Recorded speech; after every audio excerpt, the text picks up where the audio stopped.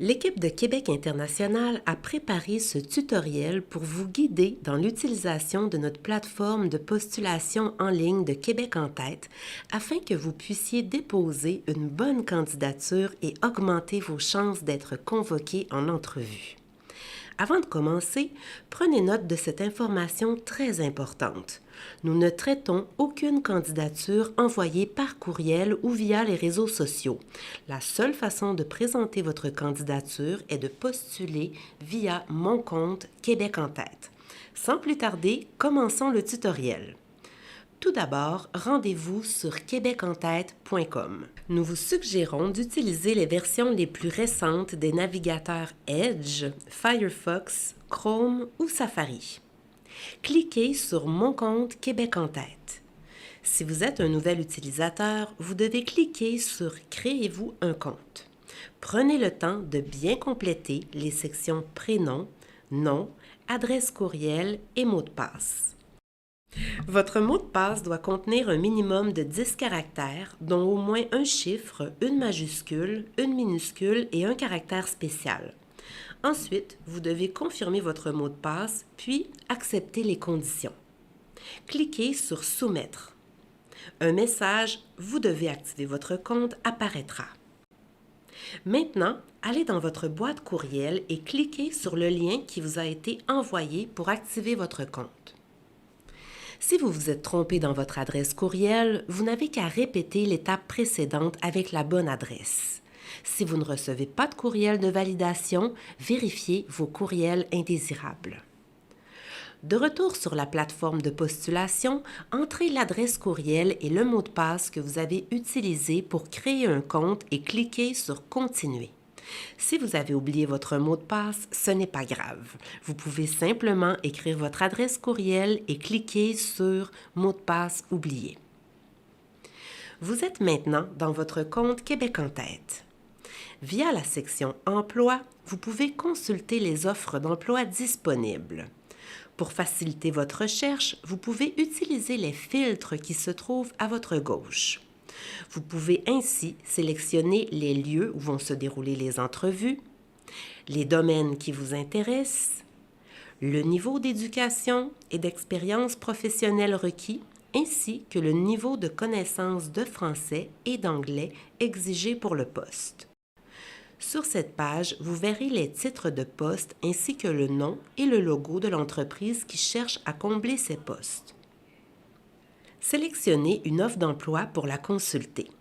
Pour ce tutoriel, nous prendrons en exemple le poste de développeur Java de l'entreprise GFT Technologies Canada, qui est un poste en technologie de l'information. Vous êtes maintenant sur la description de l'offre d'emploi. Sur cette page, vous pouvez consulter le salaire annuel. Notez que les entreprises peuvent aussi choisir de publier le salaire en taux horaire. Vous pouvez consulter le nombre d'heures de travail par semaine et le domaine d'emploi. Vous trouverez également une description complète du poste. Les compétences techniques qui sont recherchées par l'employeur, les fonctions principales, le niveau de langue requis, le niveau d'études et le niveau d'expérience nécessaire pour occuper ce poste. De retour en haut de page, vous avez, dans la section de droite, des informations importantes telles que la date limite pour postuler, ainsi que les dates et lieux des entrevues.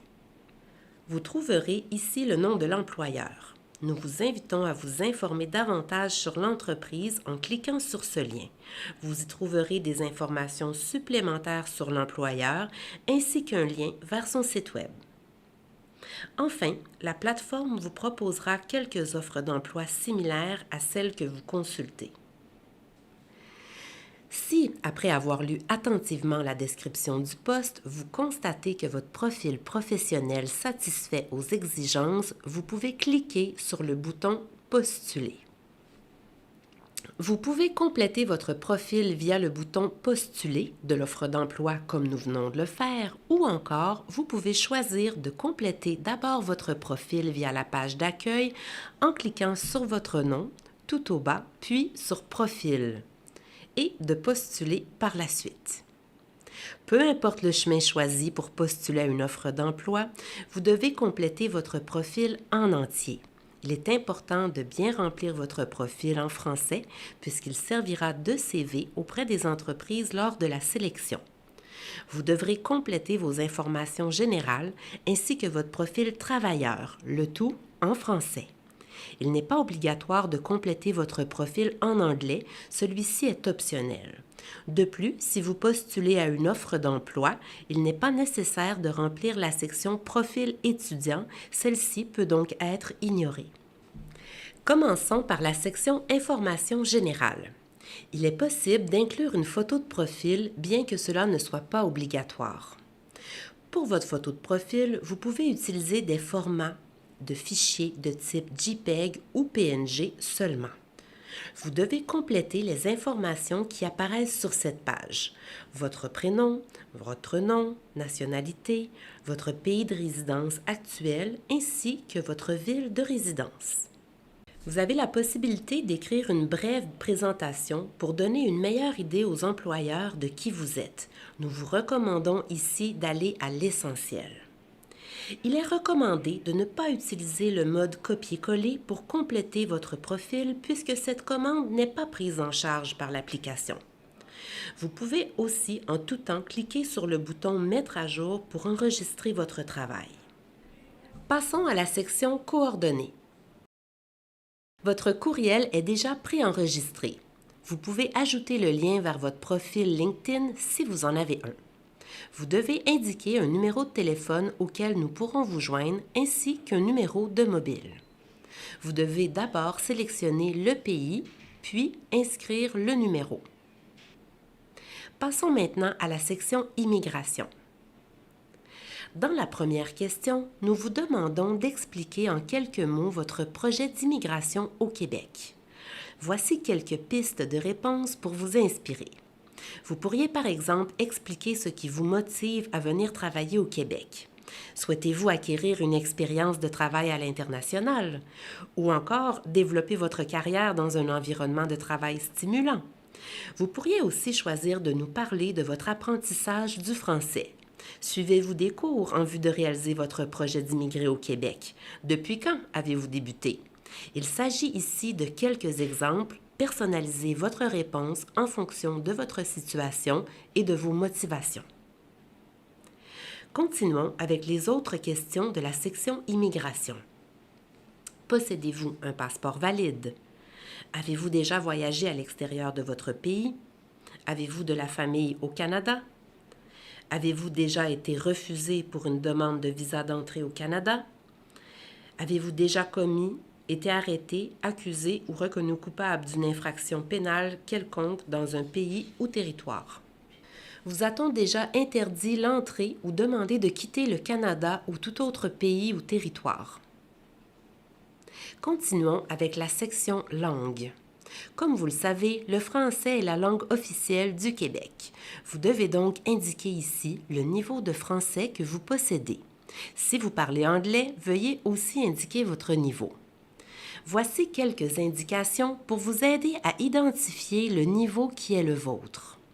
Le niveau débutant correspond à un utilisateur élémentaire qui est capable d'employer des formulations simples, de se présenter, de comprendre et d'échanger sur des informations simples du quotidien. La personne qui possède un niveau intermédiaire est capable de comprendre les grandes lignes d'une conversation, de raconter des expériences, de développer un point de vue et d'écrire un texte plus complexe. Enfin, la personne qui possède un niveau avancé est capable de tenir une conversation sans difficulté et peut s'exprimer spontanément. Elle est capable de communiquer avec fluidité et aisance. Ayez à l'esprit que les entrevues des candidats dont le niveau de français est intermédiaire ou avancé se déroulent habituellement en français. Si vous choisissez d'indiquer un niveau intermédiaire, vous devez donc être en mesure de réaliser une entrevue d'embauche entièrement en français. La dernière section, Liens pertinents, vous permet d'ajouter un lien vers une page web externe comme un lien Google Drive ou un Dropbox. Vous pourriez par exemple inclure un lien vers votre CV. ou encore un lien vers votre portfolio, ce qui pourrait être pertinent pour montrer des images de vos réalisations. Sachez toutefois que c'est l'information entrée dans votre profil qui est prise en compte pour calculer votre adéquation avec un poste. En d'autres mots, les employeurs évalueront principalement ce qui est indiqué dans votre profil et non pas dans les liens externes. La section Information générale est complétée. Nous allons maintenant remplir la deuxième et dernière section obligatoire pour postuler à une offre d'emploi, celle du profil travailleur. Commençons par les compétences. Veuillez tout d'abord indiquer votre domaine d'activité professionnelle parmi la liste de choix disponibles. Pour notre exemple, nous indiquerons Sciences et technologies de l'information. Nous allons maintenant ajouter des mots-clés qui correspondent à nos compétences techniques. Il peut s'agir par exemple du type de logiciel utilisé, du type de soudure réalisée ou encore du type de machine sur laquelle vous avez de l'expérience en tant qu'opérateur. Vous pouvez choisir des mots-clés parmi les choix disponibles dans la liste ou encore créer vos propres mots-clés. Ces mots-clés ne doivent pas être de longues phrases. Quelques mots seront plus appropriés. Assurez-vous que vos compétences techniques sont en lien avec les exigences du poste. Pour vous inspirer, il est possible de revisiter l'offre d'emploi de votre intérêt et voir quelles sont les compétences mentionnées par l'employeur. Retournons voir notre offre d'emploi de développeur Java. L'employeur a indiqué « Développement Java ». Je vais donc utiliser ces mêmes mots dans ma section « Compétences ». Je vais aussi ajouter mes compétences .NET. Je regarde les options disponibles et je choisis de sélectionner le mot-clé « Connaissance des technologies .NET » qui est déjà existant. Passons maintenant à la section « Expérience professionnelle ». Indiquez tout d'abord votre niveau d'expérience professionnelle, soit junior jusqu'à 2 ans d'expérience, intermédiaire entre 2 et 9 ans ou senior, plus de 9 ans. Ensuite, cliquez sur « Ajouter une expérience professionnelle ». Cette partie est la plus importante. Prenez le temps de bien la remplir. Commencez avec votre plus récente expérience de travail. Indiquez le titre du poste que vous avez occupé ou que vous occupez présentement. Ensuite, inscrivez le nom de votre employeur, le lieu de travail, la date de début et la date de fin, ou si vous êtes toujours à l'emploi, cochez la case. La prochaine étape consiste à indiquer les tâches et responsabilités que vous aviez dans le cadre de votre emploi. C'est le temps de montrer aux employeurs que vous avez l'expérience recherchée pour le poste. Prenez tout le temps nécessaire pour bien documenter cette section, en français bien sûr, avec des informations détaillées, claires et précises. Nous allons donc décrire nos tâches actuelles en tant que développeur Java. On vous rappelle que vous devez en tout temps éviter d'utiliser la fonction « copier-coller ». Vous pouvez ajouter autant d'expériences professionnelles que vous le souhaitez. Cependant, nous vous conseillons de mettre l'emphase sur les expériences qui sont en lien avec le domaine d'activité dans lequel vous postulez. Passons maintenant à la section « Éducation ». Cliquez sur « Ajouter une formation ». Commencez avec votre formation la plus récente. Complétez chacune des questions en incluant le nom de l'établissement et le niveau de diplôme. Une bonne pratique est de mentionner l'équivalence de votre niveau d'études dans le système d'éducation québécois. Par exemple, ici, notre candidat a complété une licence dans son pays d'origine et il mentionne qu'il s'agit de l'équivalent du baccalauréat québécois. Sur le site web de Québec en tête, dans la section « Étudier à Québec », vous trouverez des tableaux qui comparent le système scolaire québécois avec ceux de plusieurs pays du monde. N'hésitez pas à utiliser ces outils qui sont à votre disposition. Continuons avec le domaine d'études. Il est possible d'ajouter aussi des précisions. Nous complétons avec la date de début de formation et la date d'obtention du diplôme. Si vous avez d'autres diplômes, vous n'avez qu'à ajouter une formation et répéter les étapes. Nous voilà arrivés à la dernière section, Immigration. Si vous possédez un certificat de sélection du Québec, un CSQ, sélectionnez « Oui ». Dans le cas contraire, indiquez « Non ». Notez qu'il n'est pas nécessaire d'avoir un statut d'immigration au Canada pour postuler. Si vous réussissez le processus de sélection et recevez une offre d'embauche, votre futur employeur vous accompagnera dans les démarches en vue de l'obtention d'un permis de travail temporaire. Cliquez sur « Mettre à jour ». Notre profil est maintenant complété. Nous allons retourner dans l'offre d'emploi qui nous intéresse et cliquer sur « Postuler ». La plateforme vous demandera d'abord si vous êtes disponible pour l'entretien. Soyez attentifs, les entrevues peuvent se dérouler en ligne, mais aussi en formule présentielle.